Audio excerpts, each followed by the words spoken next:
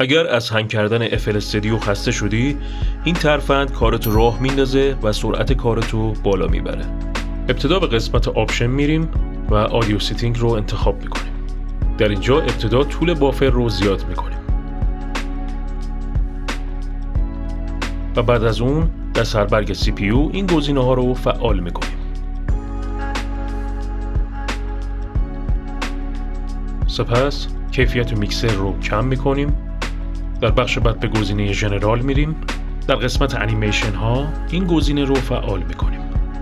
سپس به سربرگ پروژکت میریم و تایم بیس رو کمترین مقدار خودش تنظیم میکنیم و در آخر گزینه تولز قسمت ماکروز.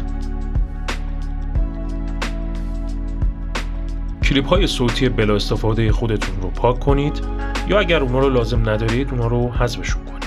ممنون از همراهی.